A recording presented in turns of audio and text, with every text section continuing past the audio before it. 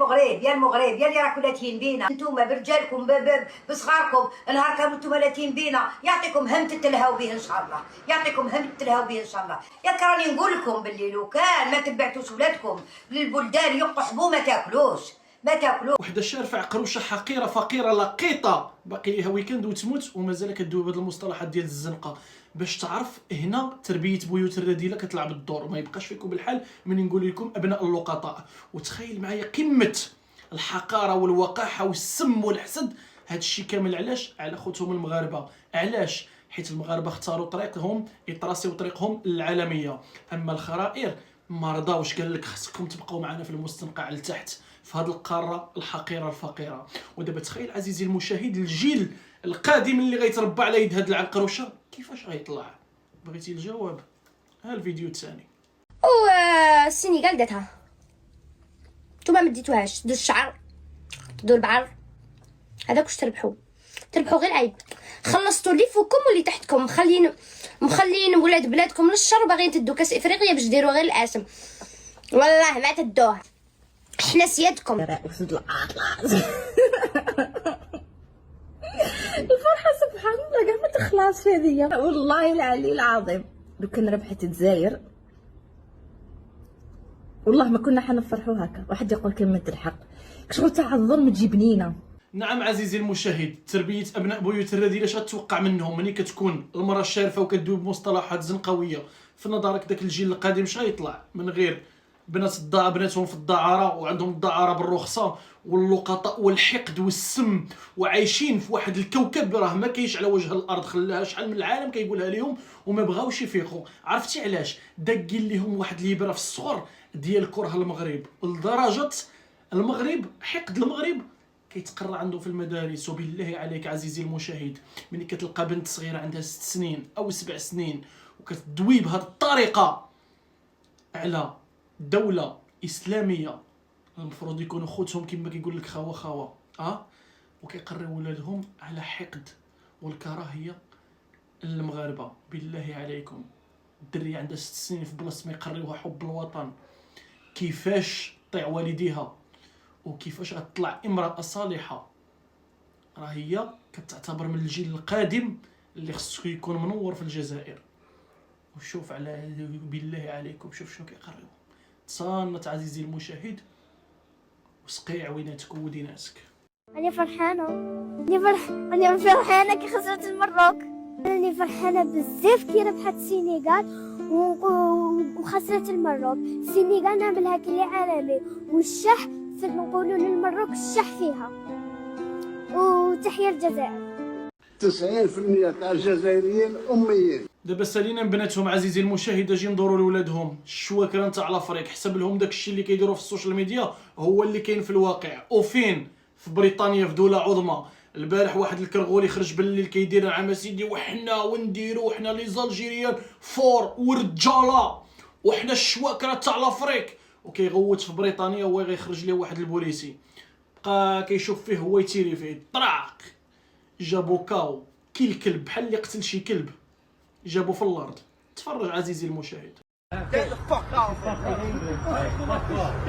I got this all on video. I got this all on video. Your face is all over this fucking video. Him.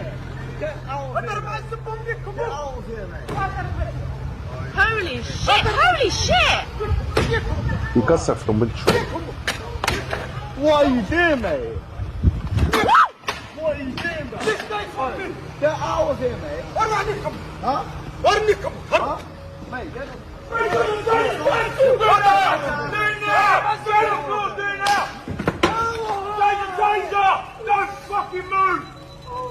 ودابا عزيزي المشاهد غنحط لك واحد الفيديو اللي الجزائريه كيعطيو عليه الملايين باش ما يتنشرش. هذا الفيديو بالضبط كيلخص الواقع المر ديال تربيه ابناء بيوت الرذيله دوله هك الدوله الوهميه ديال الخرائر. بالله عليكم كيعايروا المغاربه بالدعاره وكيعايروا بناتهم بالخليج واحقا. شنو بان لك الكرغولي؟ غنحضر لك الفيديو انت اللي ما كتمناش تشوفو شي نهار، ولا الفيديو اللي كيخنقك وما باغيش نعم اسيدي يشوفوه الناس. تفرج عزيزي المغربي، منين غيسولك الكرغولي يقول لك، او لا يعايرك الكرغولي يقول لك باللي بناتكم حقه في الخليج، بناتكم الدعاره، وري هذا الفيديو، بارطاج الماكسيموم، حرق ليا الكرغولي، تفرج الكرغولي في الحقيقه ديالك والواقع ديالك المر. 45,000 طفل غير شرعي سنويا في الجزائر. ماشي انا اللي راني نهدر، الاحصائيات قبل ما نخليكم تشوفوا الفيديو والاحصائيات اللي راهي صاريه. ماذا بيا نهضروا على العلاقات الغير الشرعيه واش راهي تجيب. راكم تشوفوا هذا الطفل اللي راهو منايا، هذا لقاوه عمال النظافه راحوا يقوموا بالاعمال تاعهم، لقاوه متخبي وغطاوه بصاك بوبال هو متوفي.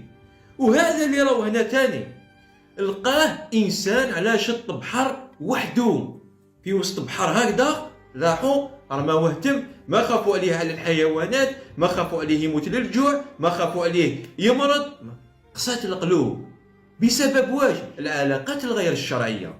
العلاقات الغير الشرعيه راهي تدمر في الجيل اللي راهو جاي، للاسف لازم نتقبلوها، هذا واقع ماشي انا اللي راني نقول، احصائيات سنويه نسمع. 45,000 طفل غير شرعي سنويا في الجزائر، أرقام مرعبة حقيقة. نعم. في مجتمع محافظ في بلد مثل الجزائر، يعني الحمد لله احنا ما زلنا بلد محافظ. نعم. يعني نشوفوا الأرقام مثل هذه أرقام مرعبة. 45,000 طفل غير شرعي سنويا، أرقام تخيف، أرقام كبيرة. 45,000 طفل غير شرعي، يعني لو ندير مقارنة بين العلاقات الغير الشرعية والعلاقات اللي يحللها ربي اللي هي الزواج، تلقى باللي العلاقات الغير الشرعية هاربة بزاف. أرقام تخيف صراحة، هذا واقع ولازم نتحدثوا عليه. نعم، هذا هو الواقع المر ديال دولة هوك.